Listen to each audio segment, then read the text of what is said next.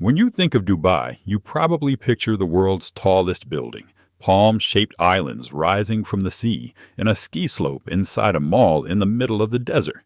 It all looks like the playground of oil billionaires. But here's the twist. Oil makes up less than 1% of Dubai's economy. Yes, almost none of this glittering skyline was built on oil money. So the question is, how does Dubai make its fortune? First, a quick reality check. Dubai isn't a country. It's one of 7 emirates that form the United Arab Emirates. Neighboring Abu Dhabi holds almost all the UAE's oil. Dubai did strike a little oil back in the 1960s, but the reserves were small and have mostly run dry. Instead of waiting for the wells to empty, Dubai's rulers made a bold bet. They would build a global city in the desert, powered not by oil, but by ambition. Today, that gamble has paid off in spectacular fashion. The biggest driver of Dubai's economy is real estate and construction, making up about 27% of its GDP. They turned sand into gold. The Burj Khalifa, the Palm Jumeirah, the Dubai Marina, they aren't just landmarks, they're marketing tools. Every photograph, every Instagram story of that skyline is free publicity worth millions. Investors from all over the world, from Russian oligarchs to Indian tycoons, buy property here. Why? Because Dubai offers what many places can't. No property tax, no income tax, political stability, and a global lifestyle wrapped in luxury. Next comes trade and logistics, accounting for roughly a quarter of Dubai's economy. If you pull up a map, you'll see Dubai sits right between Europe, Asia, and Africa. It's the ultimate sweet spot for global commerce.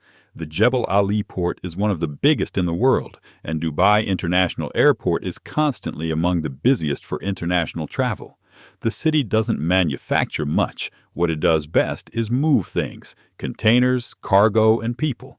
Every flight, every shipment, every transaction crossing through adds a little profit to Dubai's balance sheet. Then there's tourism, which brings in around 12% of GDP.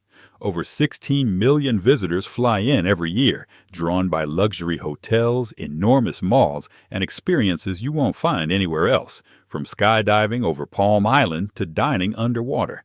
The average tourist spends over $500 a day, and that spending powers thousands of businesses. Dubai has mastered tourism as both spectacle and strategy, creating an escapism that fuels its economy. But wait, if there's no income tax and little corporate tax, how does the government keep running? Here's the clever part. Dubai collects its revenue through fees and activity-based taxes, a 5% VAT on purchases, visa fees, hotel charges, alcohol taxes, business licenses, and airport fees. They don't tax what you earn, they tax what you do. And given how active life in Dubai is, that adds up fast. Finance plays a role too. The Dubai International Financial Center operates on its own legal system based on English common law, which feels familiar and secure to international investors.